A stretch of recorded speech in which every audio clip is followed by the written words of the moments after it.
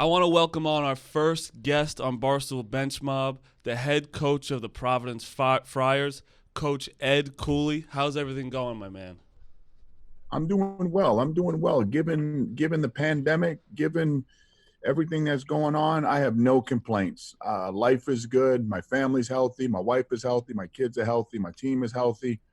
No complaints. Excited to be on with you guys. And that's all you could ask for. I mean, you look fantastic, by the way. I got to tell you. You look great.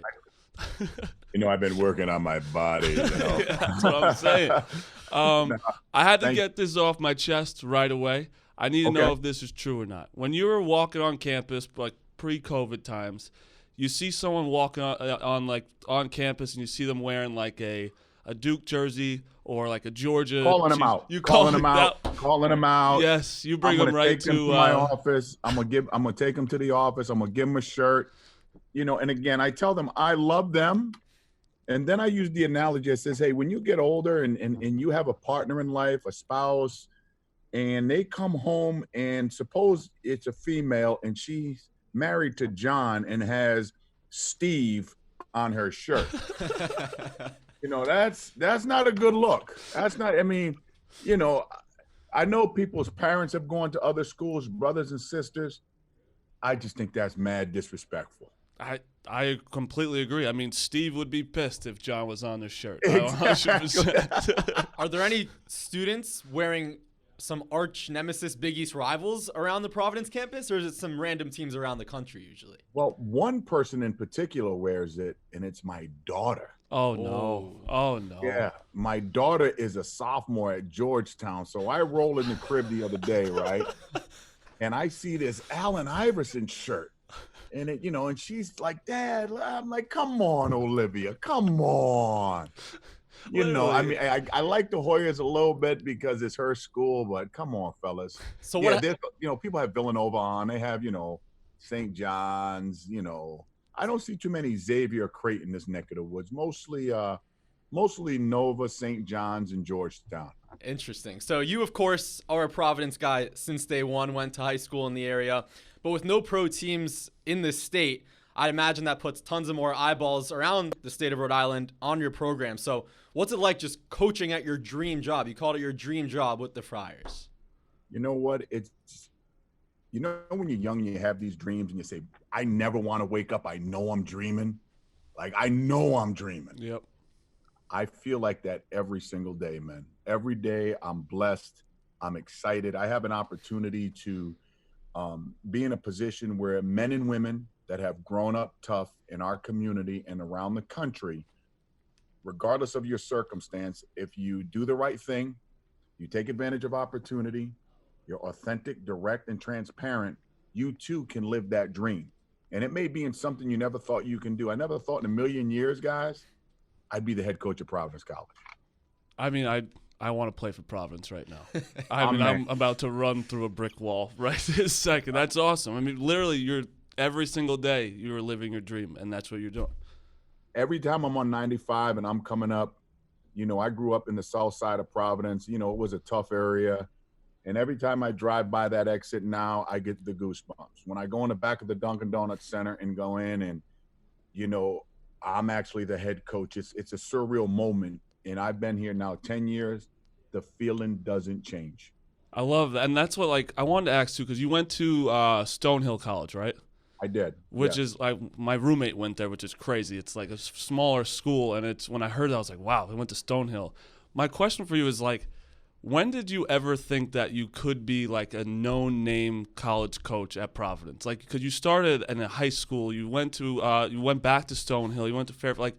When did it really click? Holy shit, I can be a head coach at a Big East school and be a prominent name in college basketball?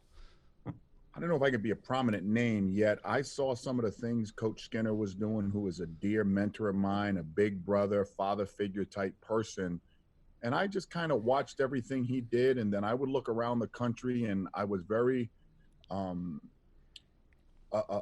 attracted to Coach Thompson, Nolan Richardson, George Raveling, because, as an African-American coach, who did we have to look up to? Mm-hmm. And when I looked at them and saw some of the things that they did, I said, if I'm given an opportunity, I don't know how successful I can be, but I'll give it my all.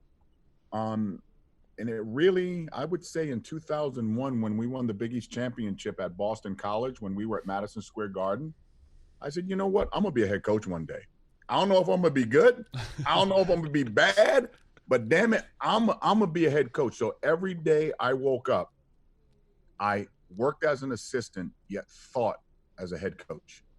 That's amazing. And Coach, we had you on Part of My Take a couple of years ago, one of the other podcasts here at the company, and it was a few weeks after you ripped your pants at the 2018 Big East tournament. And we saw this in the NBA bubble. We saw the coaches ditch the suits for polos. So what are your thoughts on that? I just saw you throw up the peace sign. Are you saying see ya to the suits? Would you rather wear a polo or a T-shirt when you're coaching big games? Well, two things. I've lost like 50 pounds and I feel awesome, right? Suits are nice, but I mean, I sweat. They're expensive. And I mean, I don't get it. And I mean, it's part of the makeup. I know I'm going to be an advocate of polos and slacks and maybe some Jordans or definitely Nikes. I love my Nikes. So here's my kicks today. I got some red Jordans. Shit. Wow. Man, my clothes are fire. as the players would say, Coach got fire on his feet. Yeah. So I'm a big Jordan wearer. I mean, I love them and I appreciate Nike. I'm a big Nike fan. If we can just wear Nikes, polos, and slacks, I'm comfortable like that. You're not sweating, I mean, I'm drenched after games. I'm ripping my pants 9 out of 10. Coach, we got right here, we have this one thing at Barstool where they play like Jenga live. We have this stiff right here wears a suit and tie to announce Jenga. Can you imagine that? You're coaching basketball, sweating your ass off, making plays. Come on, dog. You can't be doing that with Jenga. I got to stay professional, shirt Coach. And tie and Jenga. But again, like when you ripped your pants, it was still you didn't give a shit. You have a towel around. I shit my pants in 9th grade. I haven't been able to come back from that. You got positive vibes from that. Well, you know what? It's funny. Jeff Battle, who to me is like one of the best coaches in the country, he says, "Hey, Coach, you got blue drawers on." I'm like, "What?" Like it's like 6 minutes to play against the #1 team in the country. Villanova won a national championship today. I'm like, "Hey, we're about to get us a chip." He's like, "Yo, you got blue drawers on." I'm like, "What?" So I'm turning and looking at him. And he goes, "Yo, you ripped your pants," without even blinking. I said, "Just give me a towel." like the real Ed, I'd have coached him with drawers. I don't care, man. I'm trying to win. Where I'm from, it don't matter. It don't matter. I love that. Out of nowhere, it's like, hey, you got blue drawers. 6 minutes left in the game. All you care about is the win, especially in the Big East tournament. You're in the Mecca. You got to get the win. That's most important. I'm with you. I mean, I was born and raised in the Big East. I mean, growing up, back in the day, Chris Mullen, Pat Ewing, Rick Pitino when he was here. There's nothing like a Friday night semifinal game in Madison Square Garden. And if you're fortunate to get to Saturday, man, as a basketball coach, you feel like you arrived when you get to the Garden, man. You be like, okay, I'm that dude. I'm that dude with my team. We're about to get this chip. And Coach, actually, when we're on the topic of the Big East, I had something written down. You have the long history with the Syracuses and the Pittsburghs and UConn, which is now back.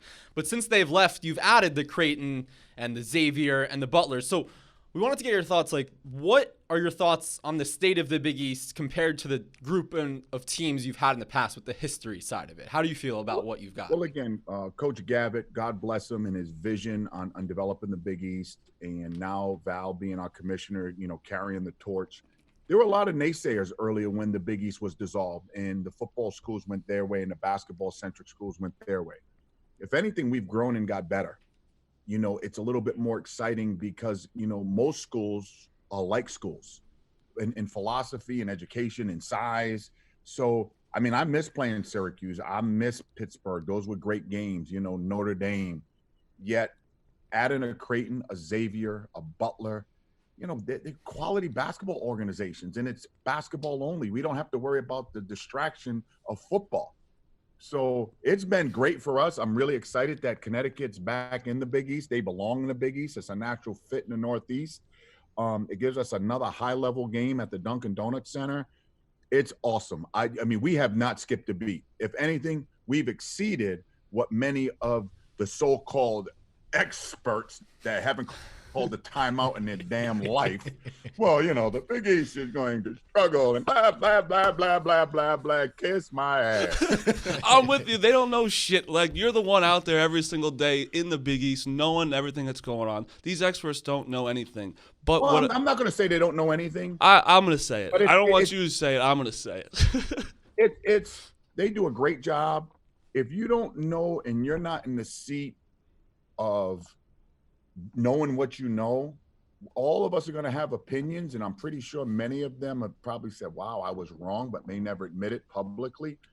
We're a great basketball league. Mm-hmm. Everybody, every coach thinks they coach in the best league. So I'm going to say we coach in the best league because we have to say that. But it's proven to be we're pretty damn competitive. Yeah, 100%. When I was reading a article before in the Big East, an anonymous head coach came out and was like, every time we play Providence and Ed Cooley, they're just a bitch. Every single team he has, it's like they're smothering defense. There's never an easy team. Is that like how you want, no matter what your team is, just always to be that team with heart and grit, like every single time? I want my team to be a reflection of who I am as a person. Mm-hmm. Tough, not very attractive, a little overweight, a little sloppy, pull on you, kick you, hold you, but at the end of the game, tell you, I love you, I respect you, and I can't wait to whip that ass when we play again.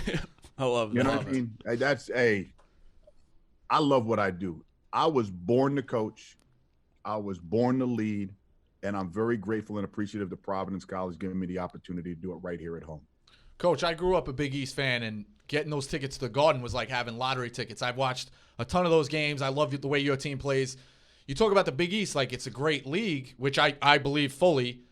It always seems like it's been driven on guards. Chris Dunn, Kemba Walker, Bryce Cotton. It seems like that league more than any is driven by a guard. Is that true? Do you think that's the case? And what are the intangibles that those guys have? Is it 50% ability, 50% hearts and guts? It just always seems like the Big East, you got a good guard, that's as far as you're going to go. Loaded question. Damn, you're going to put me on it. Good question, baby. Good question. Put it this way. If you don't have a great backcourt, see, I think bigs get you there. I think wings get you there. Guards win games. Mm-hmm. You know what I mean? Like guards, they got the ball at the end of the game. It's not too many times like Magic had the running, sweeping hook in the championship. Kareem Abdul-Jabbar had the jump, the sky hook to win the Bucks. It's not too many bigs get the ball late. We go back to Shaq Diesel when he was with the Lakers when he dominated. But when you look at the history of the game, the ball is in the hands of the guards. They make it go.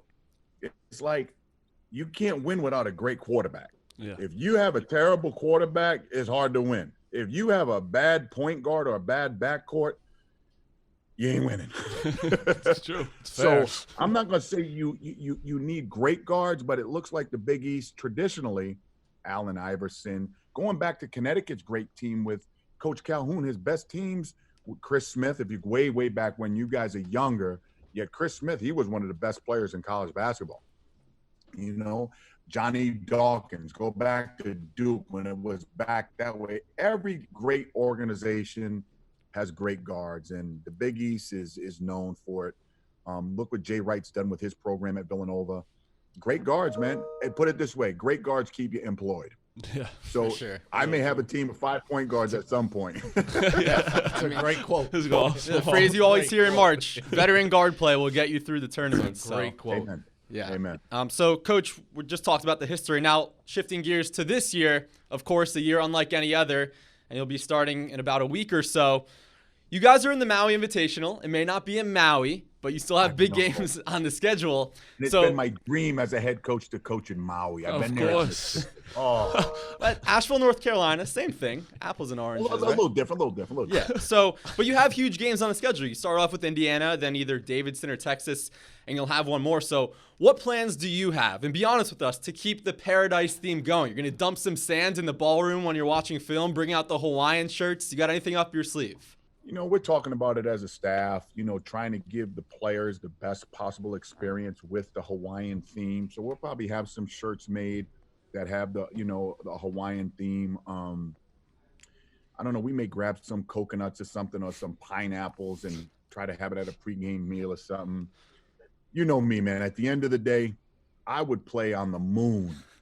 I'm just excited that way. But if we can get to that point, given how this virus is spreading a little bit, I'm praying that we don't get sick. I'm praying other people don't get sick and come down with the virus. If we can get to that point, it'll be a great experience for our men. You talked about you wanted to go to Maui. It brought me up. I mean, it's great you give the team, but how tough was that when you told your wife you weren't going to go to Maui? Hey, you got an extra room? I always wondered that. Hey, guess what? We're going to South Dakota. God bless partners and spouses that are married to coaches. Like, those are like dream trips. Mhm. You know, like, you know, I'm on my, I think, 28th year coaching. That's a lot of time, bro. I mean, that's a lot of time. And, you know, we've gone to some magnificent places around the world. And we've been to Maui before, but I haven't been there as a head coach. Mhm. And, you know, Maui, I know you're going to listen to this. This is a great podcast. I want everybody to listen to this. Thanks, Coach. You know Please what? invite Providence College back. Yes. Please invite Providence College back. I promise you we'll be good. If you listen to Barstool Bench Mob, we're getting Providence back to Maui. My fellas, I love you guys. You guys are the bomb, my boys. How's everything been though with like the protocols of COVID and like having the guys like are they having to get tested all the time? Has it been like huge? Like obviously it's a huge change, but how's it been with the team? How the guys responding? Challenge. I'd be lying to you. I've said it has been an emotional challenge. It's been a mental challenge, a physical challenge. You got to figure we are on, as I'm preparing practice here, we've had 30 practices since last March.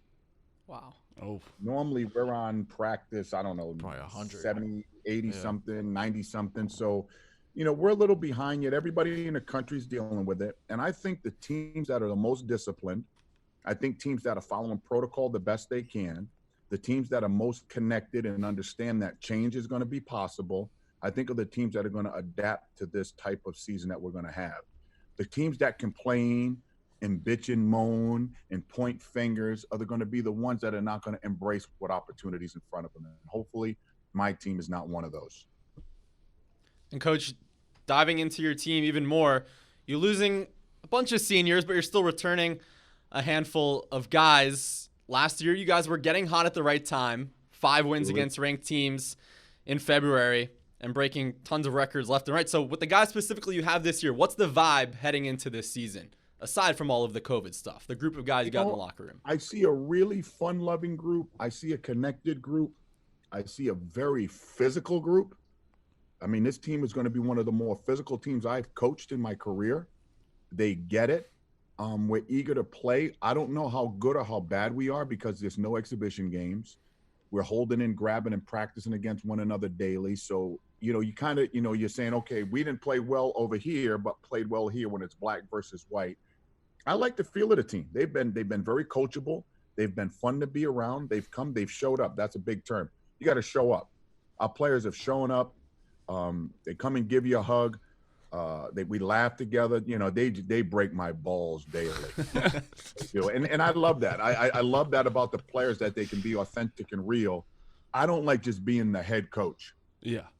I feel like that's the biggest thing is like having that relationship with your kids. Like they should be able to bust your balls and you bust their balls back. You know what I mean? It's nothing like you're just a higher power. It's like, no, we're all in this together. We're all in this together. Yeah. I mean, do I got the title and have to be the bad guy when I have to be? Yeah, that's my job. Yet at the end of the day, my number one job is to motivate, educate, develop, and get you to be better than you think you are. That's our job as a staff. Okay, if you think you're good, my job is to get you to think you're great. And going from good to great is very difficult. But my job, just like y'all, today we're having a good conversation. By the time we finish, we had a great conversation. This fucking guy. That's what this shit is all about. I am going Committed to be to Providence. I'm If I have going to be eligibility. the president of the United States after this. We might have to get you on TikTok too with you guys. I feel like all these college kids now are on TikTok. You know what TikTok is? So we have a kid by the name of Nate Watson, who, how many followers does he have? He has like 500,000 followers. This guy. Nate, I'm an old school dude. I'm from the hood. I mean, I don't know, like TikTok. I know tic-tac-toe, but TikTok, if I will do a TikTok with you, but I don't know what I'm doing. Let's get it. Tell me what to Coach, do. We'll have a good time with it. Coach, Gotta get up there. I'm coming when everything's like better off. I'm coming making a TikTok with you, and I'm making a TikTok with him to get myself some more clout. 500. Nate Watson, you guys should have him on at some point. He is a wonderful young man. Preseason second team All-Conference. He's about 6'10", 260. He is a brick house and a wonderful young man. Oh, you better start stretching because you're gonna be dancing your ass off on that thing. Now, hey, you know me, I got the Barry White old school. Oh yeah. I get that voice, you know what I mean, baby. Wow, look at that little tone you had there. Shit. Hey guys, this is I appreciate this. So when Arthur Parks, who is in charge of all of our media relations, he says, "Hey, do you want to do?" I said, "Absolutely." Yes. I mean, this is fun to me. Yeah. I mean, so many of us coaches get nervous. I take it as you need to be serious in practice. You have to be prepared in the games, but in the whole grand scheme of life, how are we embracing life? Everybody, we can be gone tomorrow. If I was to die tomorrow, I have been the most happiest, gratified, appreciative person in the world. From where I was as a man, as a young kid, to where I am today, I've won the lottery 55 million times over. I'm the luckiest man in the world. It's a great attitude. You won't hear me complain about shit. Yeah, and we appreciate you having you on. You're our first guest, and we want to splash. This is literally the dream first guest, and I appreciate you coming on and being so cool with us. It's been awesome. We can't wait. Our office is a few blocks from Madison Square Garden, so whenever things are back to normal, we'll be there rooting for you in the Big East tournament. Well, let's do this. When we get back to normal, I want to have you guys come over to a practice. I want to take you guys to dinner. You know what I mean? I want to get you some Fryer gear, right? All right. I do. And I just want to thank and appreciate you guys for thinking about me as your first guest, and I'll do anything I can to help the program. I'll do anything I can to help you guys. Appreciate it, Coach. Yeah, I'll quit Barstool right now and just make sure your pants never rip. I will be that guy. I will have underwear on deck. You know how to knit? I'll cover your ass any day. I'll be like your wife. I'll come on your house. Don't worry, just covering my ass. That's it. I got you, brother. I got you. You guys are awesome. Thank you. We did the homework, Coach. John Fanta, the Fox guy, he ranked you number 1 of Big East coaches to hang out with. So you've already given us the invite, but what are we in for? You know what I mean? What's hanging out with Coach Cooley? When you're rolling with the big dog, you're good. Yup. That's all I can We're rolling with the big dog. That's all I can tell you. We don't wait long. I can tell you, you're good. We're going to laugh. We're going to have a good time. I got you. All right. Well, that's Coach Cooley, everybody. Coach, again, thank you. That was literally exactly what it was perfect. So Perfect. Thank you so for much. coming on, man. I really appreciate it. Appreciate you guys. Take it easy, See you, man. Coach. Appreciate you. Thanks, baby. Peace.